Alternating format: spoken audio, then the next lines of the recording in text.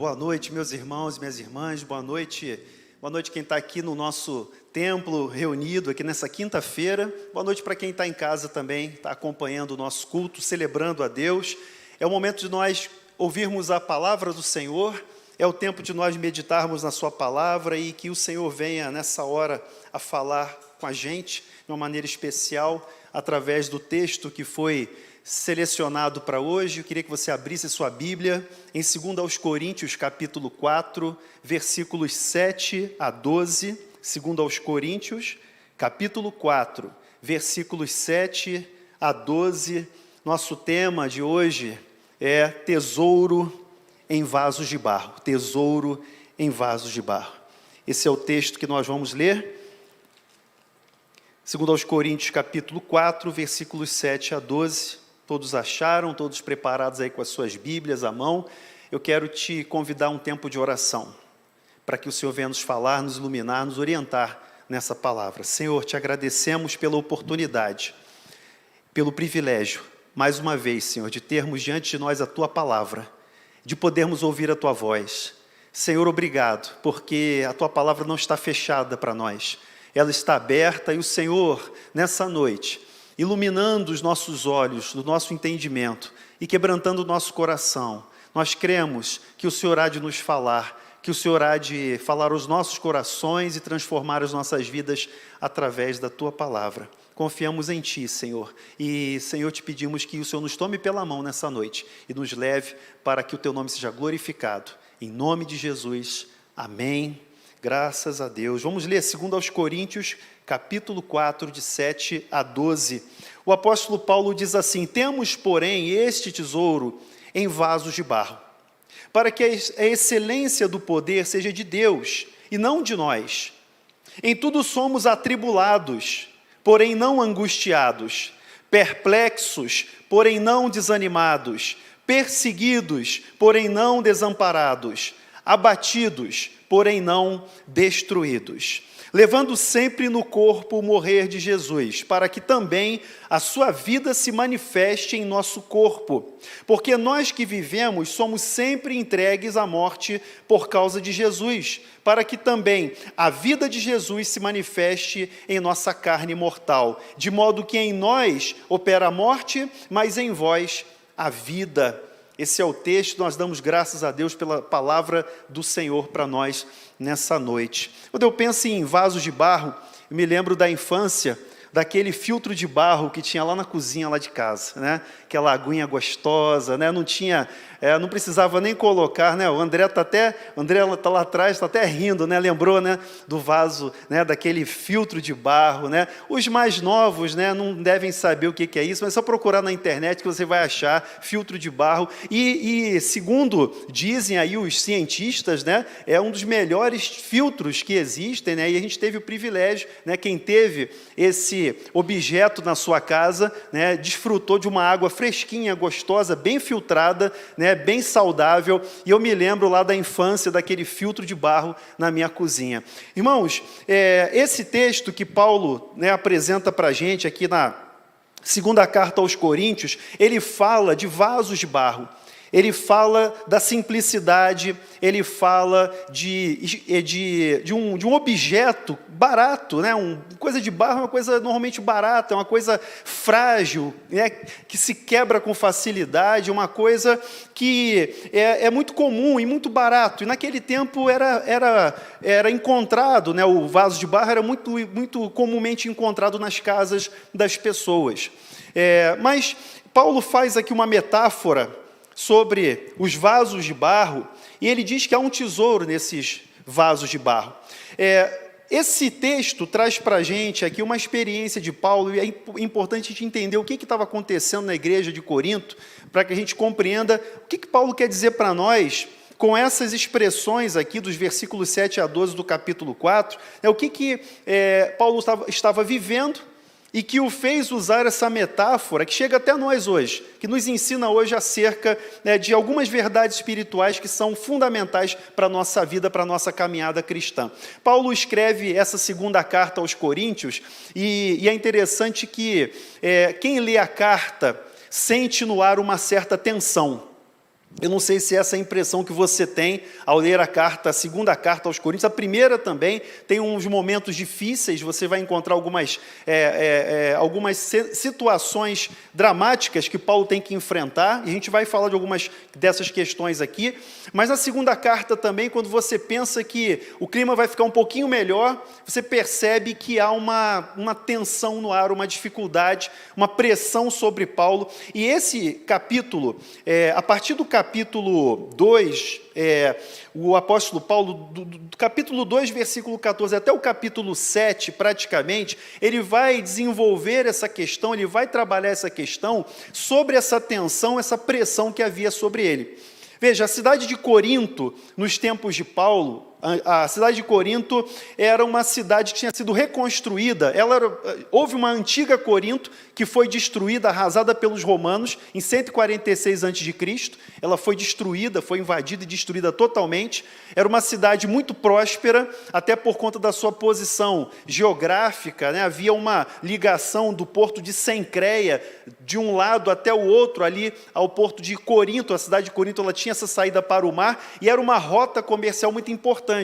Roma destrói a cidade e depois Júlio César, em 44 a.C., ou seja, 100 anos depois, a cidade ela fica praticamente nas ruínas, 100 anos depois ela é reconstruída. Então, a Corinto da época de Paulo era essa segunda Corinto, não era aquela antiga Corinto. Mas, em pouco tempo, ela se torna uma cidade importante, era a capital da província romana da Acaia.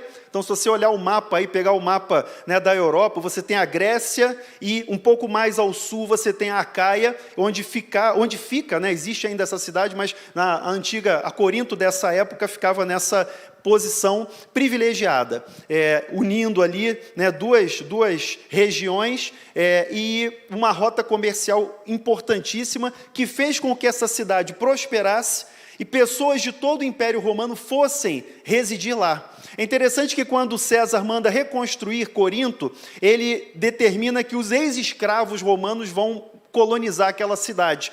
Então vira uma colônia romana de ex-escravos, mas o tempo passa, a cidade cresce e vem gente de todo lugar do Império Romano, inclusive judeus.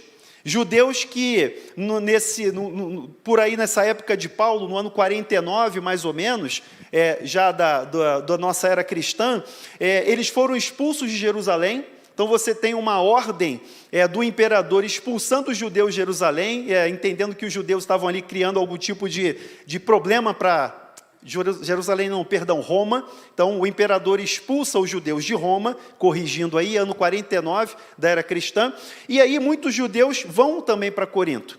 E Paulo, na sua segunda viagem missionária, ele parte para essa cidade, orientado por Deus, e ali em Corinto ele vai encontrar um casal que vocês já ouviram falar, chamado esse casal Áquila e Priscila, ou Priscila e Áquila. Normalmente a menção de Áquila vem na frente, né? Então Paulo ele vai a Corinto e ele vai pregar o evangelho em Corinto. Ele esteve 3 vezes nessa cidade, e na primeira visita à cidade, o cenário que em que ele se encontra é o cenário da sua segunda viagem missionária, e ali ele vai encontrar esse casal, Priscila e Áquila.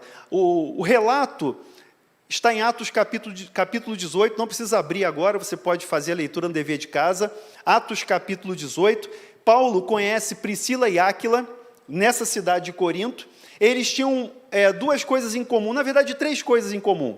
3 coisas em comum. Eles eram judeus também, eles eram fazedores de tenda, assim como Paulo, de ofício eram fazedores de tenda, e terceiro, eram cristãos. 3 coisas em comum. Isso fez com que eles se unissem nessa amizade. Priscila e Áquila, junto com Paulo, eles se unem e começam ali um trabalho em Corinto, começam a plantar a igreja em Corinto. Isso eles começam a fazer na sinagoga aos sábados.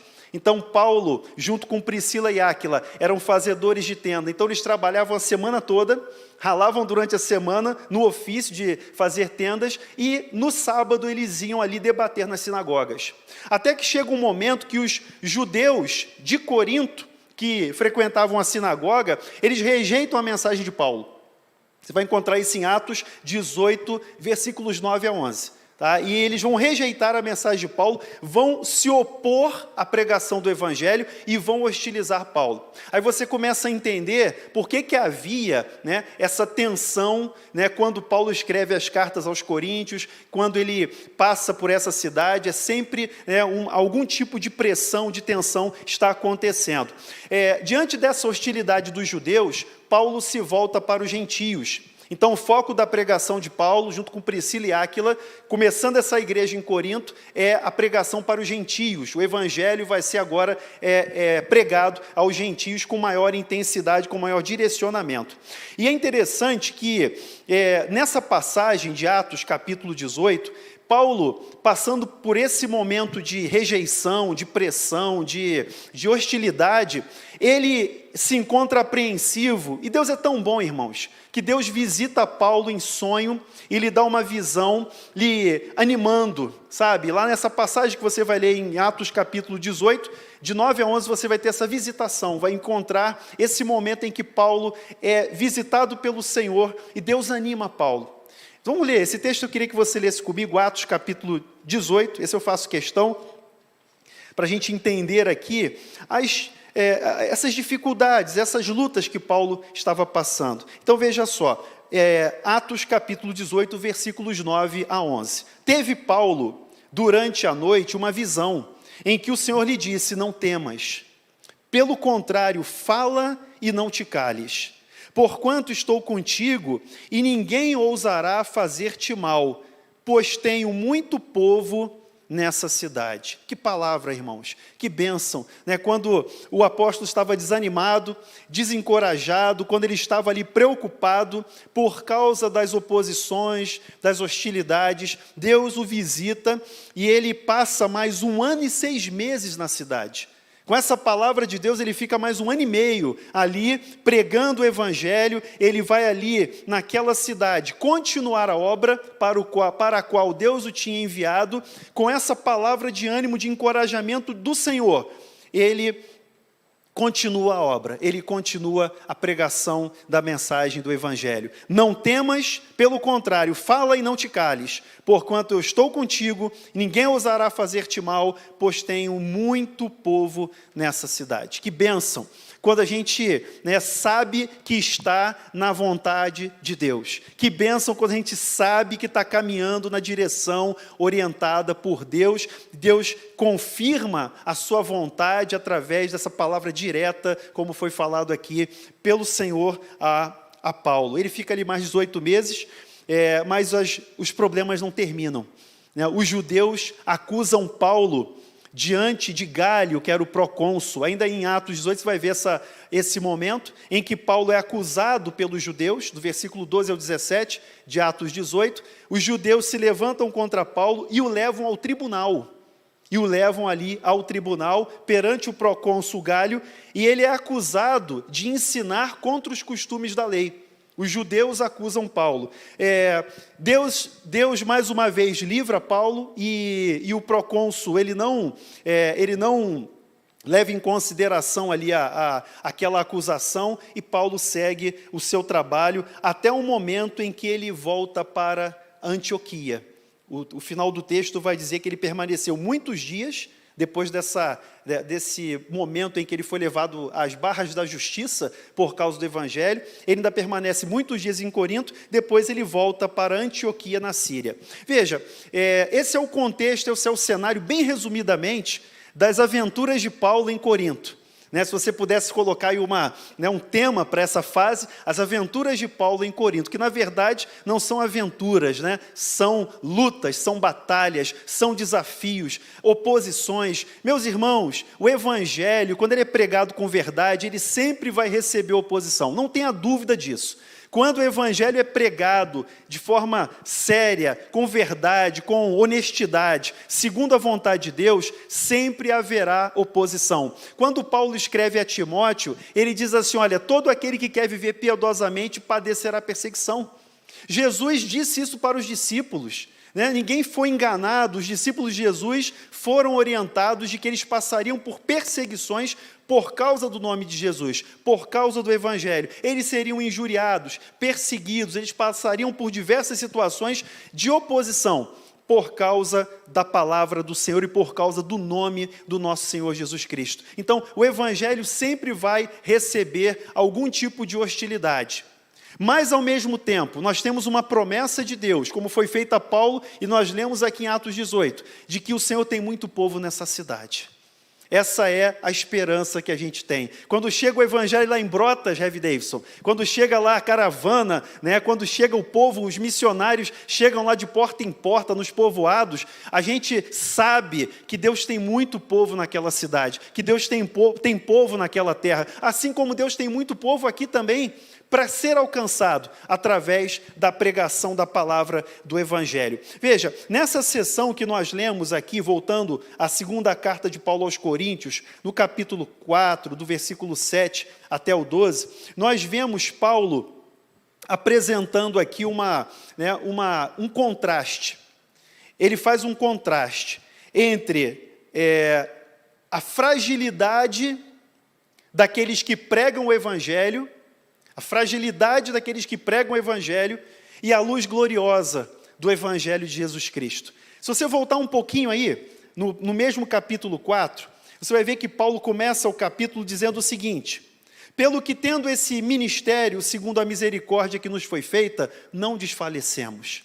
Como eu falei, do capítulo 2 até o 7, Paulo vai trabalhar, ele vai fazer uma contextualização das lutas, das dificuldades que ele tem vivido e como que o Evangelho tem sido pregado através da vida dele. Então ele diz, por isso não desfalecemos. Não desfalecemos, pelo contrário, rejeitamos as coisas que por vergonhosas se ocultam, não andando com astúcia, nem adulterando a palavra de Deus.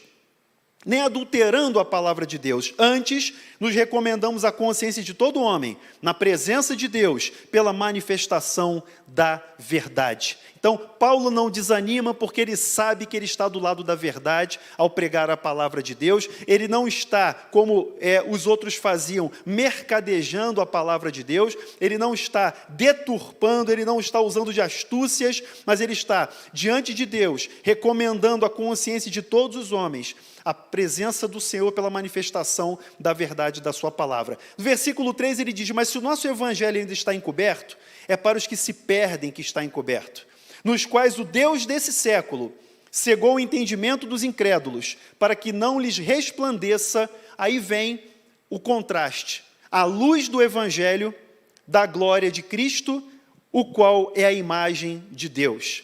A luz do evangelho da glória de Cristo, o qual é a imagem de Deus. E aí Paulo explica, porque não nos pregamos a nós mesmos, mas a Cristo Jesus como Senhor e a nós mesmos como vossos servos, por amor de Jesus. Porque Deus que disse, das trevas resplandecerá a luz, Ele mesmo resplandeceu em nosso coração para a iluminação do conhecimento da glória de Deus na face de Cristo. Meus irmãos, isso aqui é uma passagem cristológica maravilhosa, o texto aqui, mas não é o nosso foco nesse momento. Eu quero que você entenda que quando Paulo fala de vasos de barro, ele está contrastando os vasos de barro, que somos nós, esses frágeis instrumentos, esses frágeis recipientes, com o verdadeiro tesouro. Quando ele fala de tesouro, no versículo 7, temos, porém, este tesouro. Qual é o tesouro? Pergunta para o texto aí, qual é o tesouro? O tesouro está nos versículos que nós acabamos de ler. O tesouro é a luz do evangelho da glória de Cristo. O tesouro, meus irmãos, é a luz do evangelho da glória de Cristo. Talvez Paulo estivesse tendo dentro da sua imaginação, a gente pensa nos vasos de barro grandes, mas havia umas lamparinas, você já deve ter visto, umas lamparinas de barro pequenininhas, umas lamparinas rústicas de barro e com aquela luzinha, você já viu isso? Já viu, Ricardo? Conhece, Então, uma lamparina rústica de barro, com uma luzinha ali. Talvez seja essa a imagem que vem a mente de Paulo, nesse momento em que ele fala dos vasos de barro. Irmãos, nós somos pequenas lamparinas de barro, pequenas lamparinas frágeis, baratinhas, né? Com algumas moedinhas você comprava ali num bazar, no mercado, aquela lamparinazinha de barro, e ali o importante não é a lamparina, o importante é o evangelho da glória de Cristo, é a luz do evangelho da glória de Cristo. O importante não é o barro da lamparina, o importante é o que está na lamparina, o que está contido nessa lamparina, que é o glorioso evangelho, que é a luz do evangelho. Ele diz que Deus que disse, das trevas resplandeça a luz. Lá no Gênesis, no capítulo 1 de Gênesis, disse Deus, haja luz e houve luz. Ou seja, a palavra poderosa de Deus, quando Deus determina com a sua palavra poderosa que haja luz, a luz resplandece. E Jesus usa também essa metáfora, quando ele diz que nós somos luz do mundo. Ele diz que nós somos luz do mundo, ele diz assim, não podemos colocar a candeia debaixo da cama.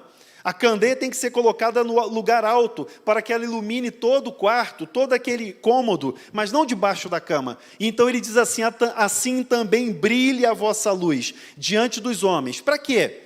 Para que eles vejam essas boas obras e assim glorifiquem ao nosso Pai que está nos céus. Então, quando Paulo usa essa metáfora dos vasos de barro, talvez essas lamparinas pequenas de barro, mas que fazem brilhar essa luz maravilhosa, gloriosa do Evangelho, Paulo quer nos fazer lembrar que a excelência do poder está em Deus.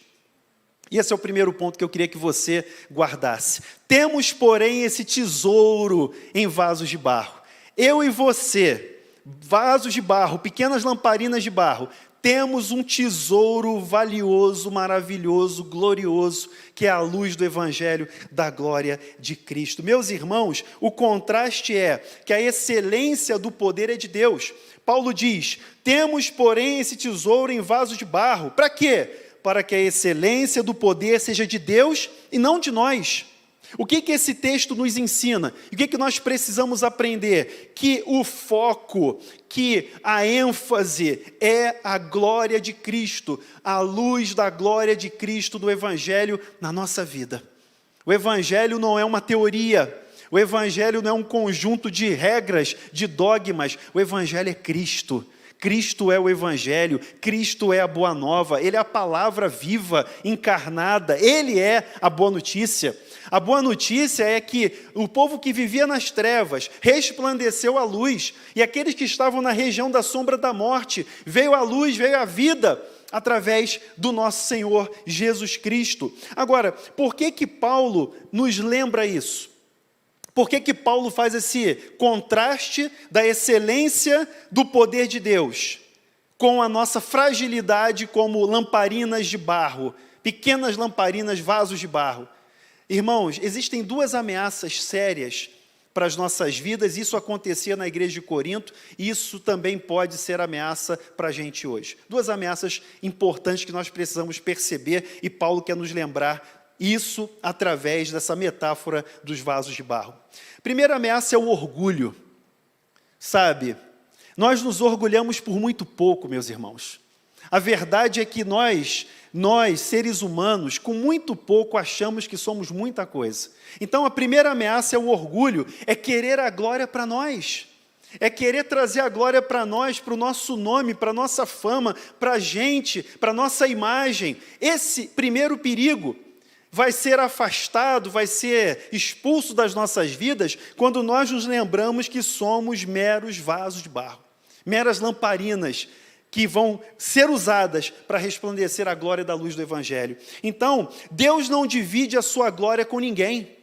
O Senhor não divide a sua glória com ninguém. Então, se nós somos vasos de barro, lamparinas, sabemos disso, entendemos isso, nós vamos entender que toda a glória deve ser dada a Ele. E que a nossa vida deve ser vivida em torno dessa verdade. Não a nós, Senhor, diz o salmista, não a nós, mas ao Teu nome da glória. Ao Teu nome da glória. É isso que deve orientar a nossa vida. Sabe por quê? Porque nós somos presas fáceis do nosso orgulho. Nosso orgulho traiçoeiro. Por muito pouco a gente já se acha alguma coisa. E aí, meus irmãos, como Deus não divide a glória dele com ninguém, vai-se embora a glória do Senhor. E a gente fica, né, o caco, o barro vazio, sem luz, sem graça, que não serve para nada. Quando o vaso de barro era quebrado, ele era jogado fora. O barro não tem conserto, depois que quebra, vai consertar, vai fazer o quê? Não tem jeito, ele vai jogar fora. Como ele era barato, né, e substituível, essa metáfora é muito importante para a gente compreender a nossa fragilidade e para a gente não ser enganado pelo orgulho. Primeira ameaça, então, é o orgulho, é querer a glória para nós, mas a palavra de Deus nos lembra que nós somos vasos de barro. A glória é dele, a excelência do poder é de Deus, não é nossa.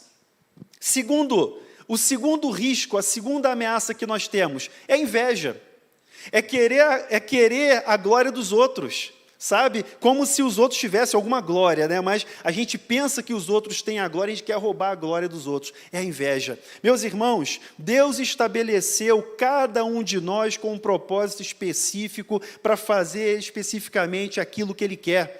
Deus chama cada um para um ministério, para uma tarefa, para alguma coisa que você vai fazer. Todos os filhos de Deus têm dons. Todos os filhos de Deus recebem dons espirituais, recebem dons, talentos, vocações. Então, o que Deus chamou você para fazer não é o que o outro está fazendo. Então, quando nós lembramos que somos meros vasos de barro, nós abandonamos esse espírito de inveja,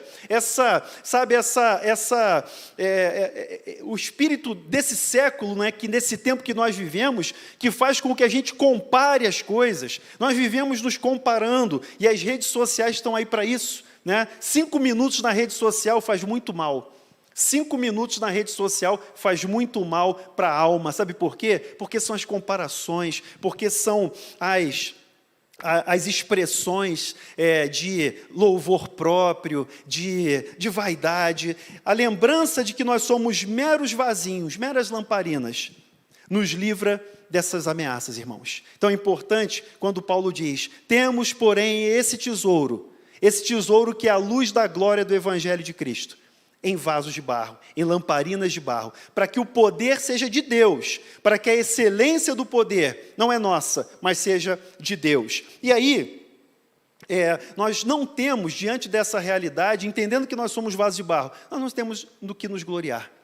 Eu queria que você voltasse uma página aí, 2 Coríntios, capítulo 3, versículo 5, Paulo diz o seguinte, volta só uma página, 2 Coríntios 3, 5, Paulo diz assim, olha, não que por nós mesmos sejamos capazes de pensar alguma coisa, como se partisse de nós.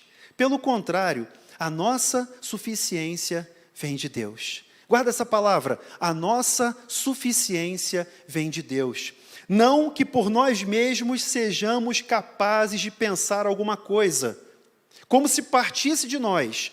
Pelo contrário, a nossa suficiência vem de Deus. Não temos do que nos gloriar, não temos do que invocar para nós, trazer para nós qualquer tipo de louvor, de glória humana. Por quê? Porque nós somos lamparinas, vasos de barro, frágeis, quebradiços, baratinhos, substituíveis a qualquer tempo, diante dessa nossa fragilidade. Paulo não está aqui, quando ele fala aqui no versículo 5 do capítulo 3, que nós lemos, né, que não vem dele, que não vem de nós, isso não é aquela chamada síndrome do impostor, né, que está muito na moda hoje, a síndrome do impostor, é a pessoa entrar em crise muitas vezes de não se achar capaz, não é isso. Né? Modernamente se fala, tem gente famosa aí caindo agora nessa crise da síndrome do impostor, é dizer assim, não, eu não sou capaz, e aí né, os estudiosos do assunto, eles vão dizer que muitas vezes a pessoa atribui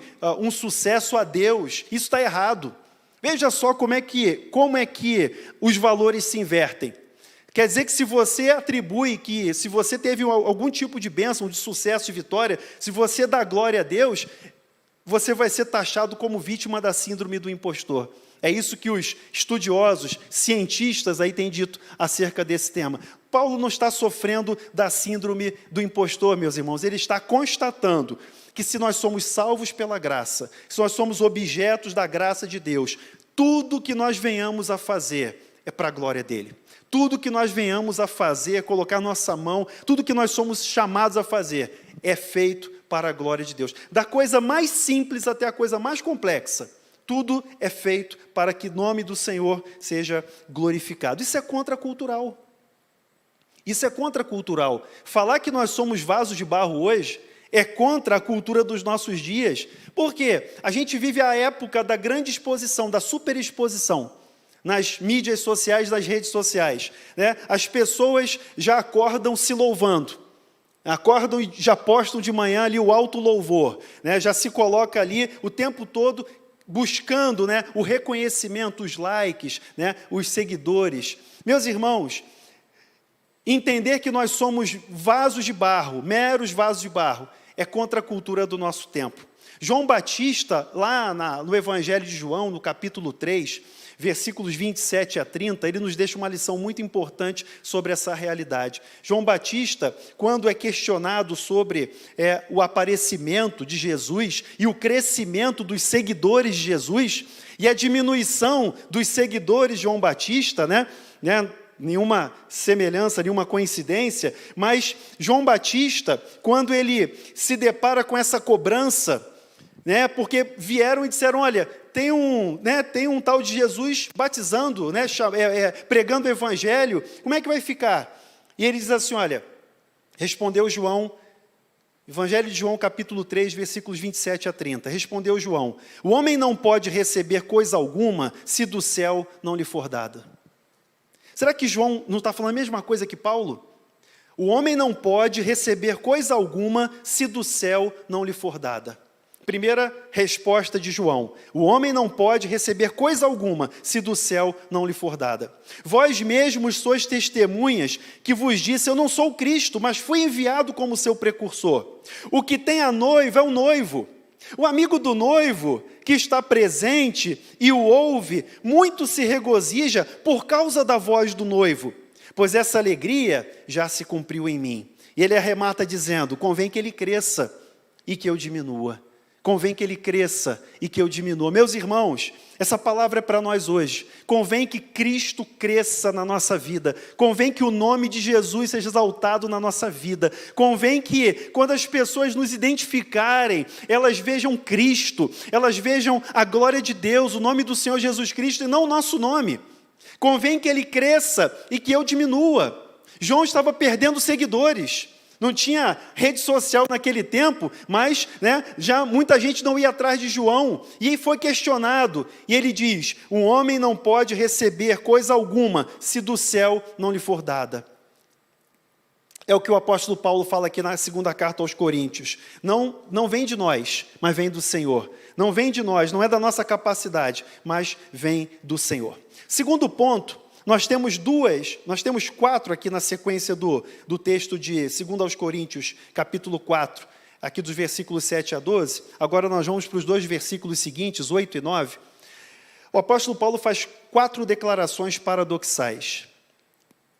E aí a gente vai entender como é que Deus mantém a gente na linha, como é que Deus nos mantém lembrando da nossa condição de meros vasos de barro. Voltando para 2 aos Coríntios, capítulo 4, versículos 8 e 9, ele diz assim, em tudo somos atribulados, porém não angustiados, perplexos, porém não desanimados, perseguidos, porém não desamparados, abatidos, porém não destruídos. São 4 declarações paradoxais feitas pelo apóstolo Paulo, e essas 4 declarações estão diretamente vinculadas à nossa condição de vasos de barro.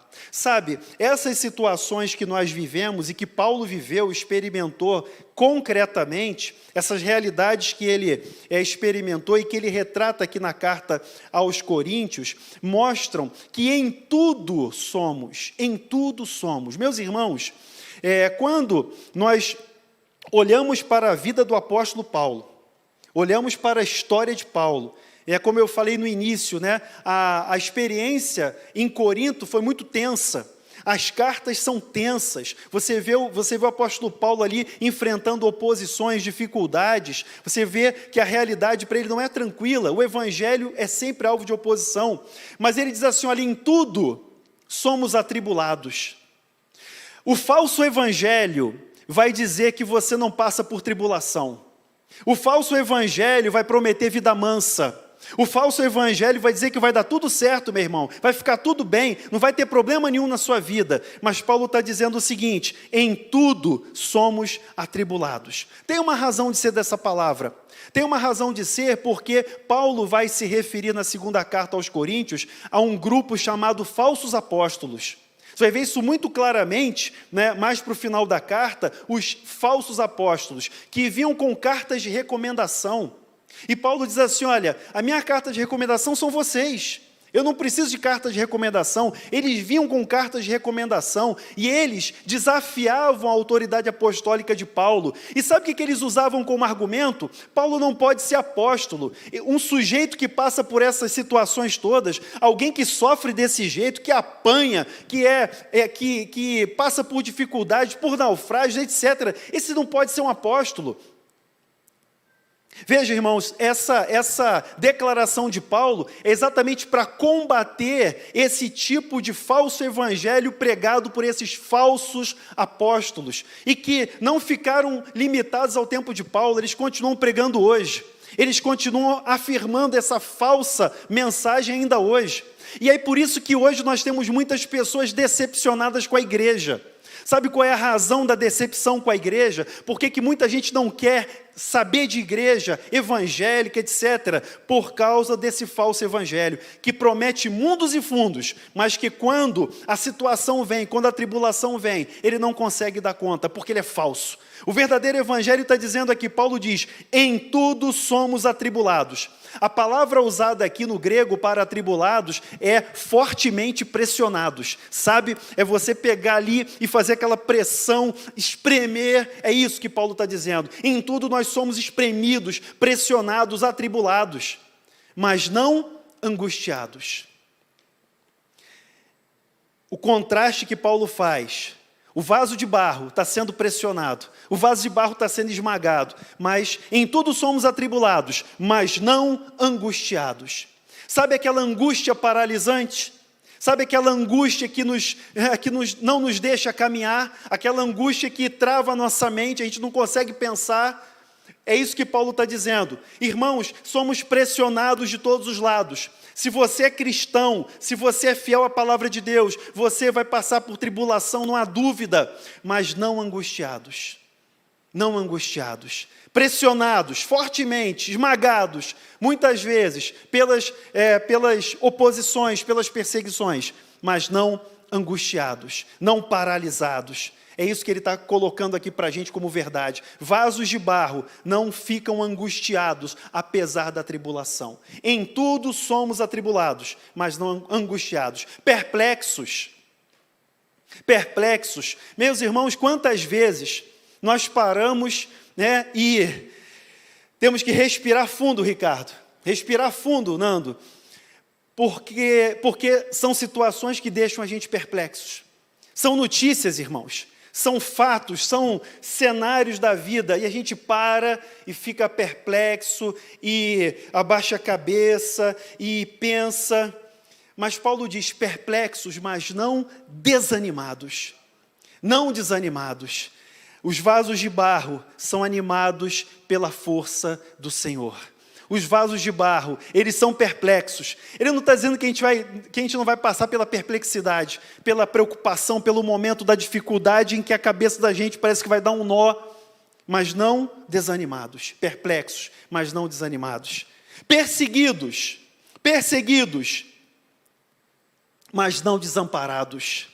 O Senhor é o nosso amparo, o Senhor é o nosso refúgio. Você vai ver isso na expressão dos salmos, né? Davi passando por luta, perseguição de Saul, revolta de Absalão, situações, né? Conspirações, e Davi diz assim: olha, tu és o meu refúgio, tu és a minha fortaleza, tu és o meu amparo, tu és o meu abrigo, tu és a minha rocha, tu és, Senhor, o meu escudo. Então, perseguidos, mas não desamparados. O Senhor não abandona os seus. Você não está abandonado, você não está abandonada, você não está desamparada por Deus. O Senhor cuida da gente, o Senhor nos guarda, somos vasos de barro, Mas, apesar, né, desse pequeno valor que nós temos, como vaso de barro, dessa nossa fragilidade, nós somos guardados por Deus com muito cuidado, não desamparados. Irmãos, abatidos. A expressão aqui, abatidos, é nocauteados.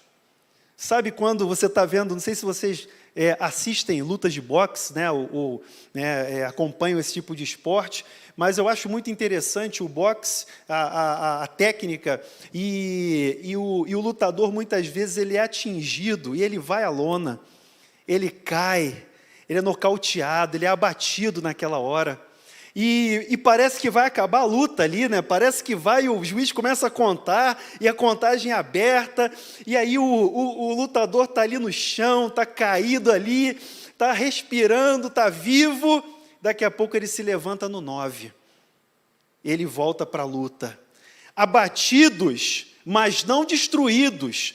Você pode até ser nocauteado, derrubado, beijar a lona, mas o Senhor é aquele que nos levanta, é aquele que nos sustenta, é aquele que te coloca de pé novamente. Meus irmãos, abatidos, mas não destruídos. Paulo coloca essas 4 declarações contrastantes, paradoxais. Em tudo somos. Não é só em algumas coisas, não. São em várias situações da vida. Às vezes é uma situação financeira, é um aperto financeiro, uma dificuldade, você fala assim, de onde que vai sair agora? Atribulados, mas não angustiados, perplexos, mas não desanimados, perseguidos, mas não desamparados, abatidos, mas não destruídos. Essa é a experiência do apóstolo Paulo. Quer ver só? Vamos pular lá para o capítulo 11, 2 aos Coríntios, capítulo 11, viajando um pouquinho, vai lá para o finalzinho da carta, capítulo 11, versículos 22 até 33. 22 até 33. Paulo vai mostrar, através dessas experiências que foram vividas por ele vai mostrar a realidade dessas 4 situações que ele coloca aqui para a gente, que nós acabamos de ler no capítulo 4. Então, 2 Coríntios 11, 23 até 33. Ele diz assim, são ministros de Cristo? Ele está falando daqueles falsos apóstolos que desafiavam, que o acusavam, que tentavam desfazer da sua autoridade. São ministros de Cristo? Falo como fora de mim, eu ainda mais. Em trabalhos, muito mais em prisões, em açoites sem medida, em perigos de morte, muitas vezes. 5 vezes recebi dos judeus uma quarentena de açoites menos 1. 3 vezes fui fustigado com varas, 1 vez apedrejado, em naufrágio 3 vezes, 1 noite e 1 dia passei na voragem do mar, em jornadas muitas vezes, em perigos de rios, em perigos de salteadores, em perigos entre patrícios, em perigos entre gentios, em perigos na cidade, em perigos do deserto, em perigos no mar, em perigos entre falsos irmãos. Em trabalhos e fadigas, em vigílias muitas vezes, em fome e sede, em jejuns, muitas vezes em frio e nudez. Além das coisas exteriores, olha o que Paulo vai dizer no versículo 28. Há o que pesa sobre mim diariamente, a preocupação com todas as igrejas. Quem enfraquece, que eu também não enfraqueça. Quem se escandaliza, que eu também não me inflame. Se tenho que gloriar-me, gloriar-me-ei no que diz respeito à minha fraqueza. Vasos de barro. O Deus e Pai do Senhor Jesus, que é eternamente bendito, sabe que não minto. Em Damasco, o governador, preposto do rei Aretas, montou uma guarda na cidade dos Damascenos para me prender. Mas, num grande cesto, me desceram por uma janela da muralha abaixo, e assim me livrei das suas mãos. Meus irmãos, é a história. O que Paulo está dizendo aqui no capítulo 4, atribulados, mas não angustiados, perplexos, mas não desanimados, perseguidos, mas não desamparados, abatidos, mas não destruídos. O relato do capítulo 11 mostra vividamente o que ele experimentou e que o que ele está dizendo é verdade. O contrário dos falsos apóstolos, dos falsos pregadores, daquela pseudo-teologia que eles pregavam, de que a vida cristã é uma tranquilidade, uma beleza, um mar de rosas. Paulo está mostrando, temos esse tesouro em vasos de barro. A pergunta é, de onde tiramos forças para suportar? De onde Paulo tirava força para suportar isso? Só de ler o texto você fica horrorizado, né? Se for levar em consideração o marketing, é um anti-marketing para o evangelho. Se fosse falar em termos de marketing hoje, que é isso? Eu não quero saber disso não. É isso que é evangelho? O que Paulo passou? Meus irmãos, o evangelho é isso. O evangelho é, Jesus Cristo foi crucificado, morreu por nós. Deus o ressuscitou ao terceiro dia, para a nossa justificação.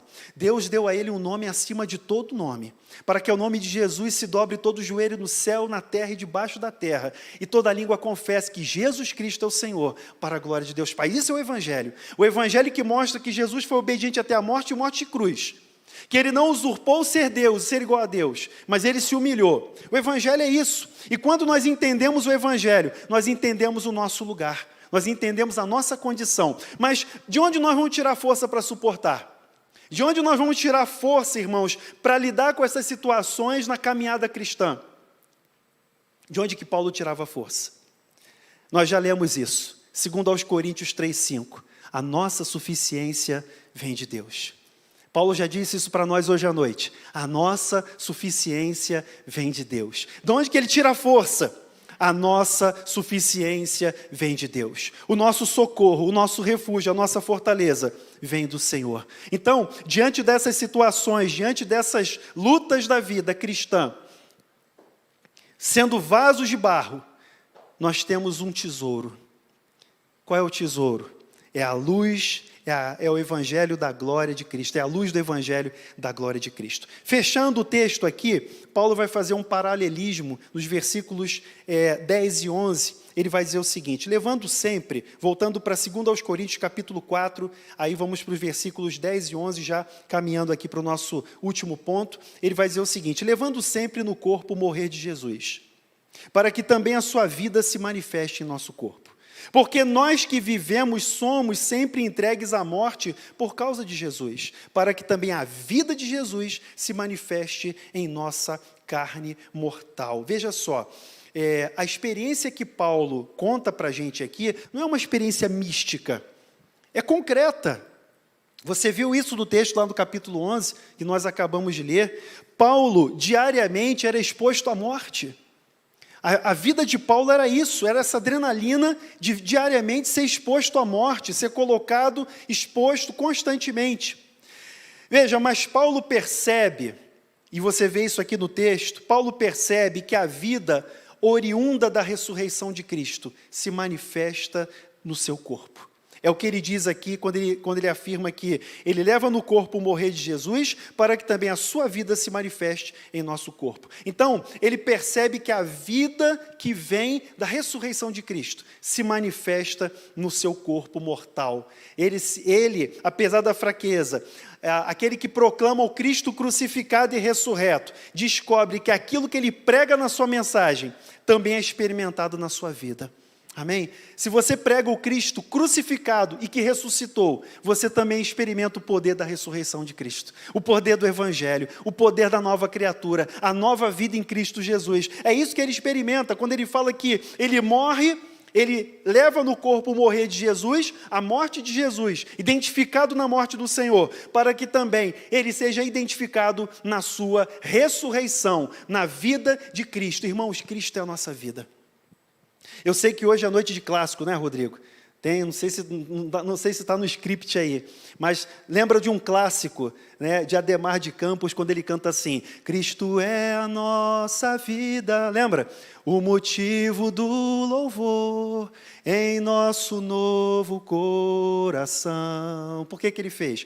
Pois morreu a nossa morte, para vivermos sua vida, nos trouxe grande salvação. Jesus é a nossa vida, Cristo é a nossa vida. Não estava no script não, né, Rodrigo? Mas está valendo aí como louvor hoje à noite, né? Está valendo. Pode me contratar depois para o time de louvor, tá, Rodrigo? Tá bom? Está feito aí o The Voice Américas. Mas vamos lá. Meus irmãos, Cristo é a nossa vida. É isso que Paulo está ensinando na parte final do texto para a gente. Cristo é a nossa vida. Se você experimenta, se você prega, você como essa pequena lamparina de barro, se você resplandece a luz do Evangelho e da glória de Cristo na sua vida, ao mesmo tempo que você experimenta essa luta, essa batalha de morte, você também é vivificado pelo Senhor. A promessa do Senhor é que, e como Paulo retrata isso também aqui em Coríntios, segundo aos Coríntios, que nós sempre somos conduzidos em triunfo. Graças a Deus, que sempre nos conduz em triunfo. Apesar da experiência de morte. Lá em Romanos 8,36, Paulo diz assim, olha, porque somos entregues à morte todo dia, fomos reputados como ovelhas para o matadouro. Não é isso que ele diz em Romanos 8,36? Somos entregues à morte todo dia, reputados como ovelhas para o matadouro. Mas em todas essas coisas, veja como é que o versículo tem que estar no contexto. Em todas essas coisas, somos mais que vencedores por aquele que nos amou. Esse texto solto pode significar muitas coisas. Mas quando você entende que nós somos entregues à morte todo dia, mas em todas essas coisas nós somos mais que vencedores, nós entendemos o segredo de termos esse tesouro em vasos de barro. O tesouro do Evangelho. Cristo é o Evangelho. Cristo é o Evangelho, é a boa notícia. Cristo habita em nós. Ele é a nossa vida. Ele está em nós. Meus irmãos, temos esse tesouro em vasos de barro. Temos esse tesouro em vasos de barro. Eu e você somos simples lamparinas de barro, vasinhos de barro. Baratinhos, sabe? Coisas que eram da simplicidade do lar, como aquele filtro de barro lá em casa na minha infância. Como aquele simples filtro lá, que dava uma água bem gostosinha, bem fresquinha. Mas, na realidade da nossa vida, apesar da nossa fragilidade, apesar da nossa constituição, o homem foi feito do barro, do pó da terra, e Deus soprou nas suas narinas o fôlego de vida. Quando Eclesiastes, o pregador, ele diz assim, olha, terminando a vida, o homem volta ao pó. Mas a nossa esperança é a esperança da vida eterna. Nós esperamos em Cristo para a vida eterna. E nós, ao nos lembrarmos dessa nossa frágil condição, seja por uma questão de saúde, seja por uma questão emocional, familiar, seja o que for, financeira, temos esse tesouro em vasos de barro. Seja por perseguições. Você que está sendo perseguido no seu trabalho porque é cristão. Você que lá na faculdade, na escola, é execrado. Você que muitas vezes é hostilizado por dizer a verdade do Evangelho. Porque hoje dizer a verdade custa caro, irmãos. Hoje dizer a verdade custa muito caro. Falar a verdade do Evangelho pode custar o emprego, pode custar muitas coisas na nossa vida. Mas temos esse tesouro em vaso de barro, para que a excelência do poder seja de Deus e não de nós. Que o Senhor nos abençoe nessa noite. Que o Senhor faça com que essa palavra venha sobre nós e ela fique no nosso coração de uma maneira poderosa e que ela seja aplicada na nossa vida, no nosso dia a dia. Deus abençoe a sua vida, Deus nos abençoe. Vamos louvar ao Senhor.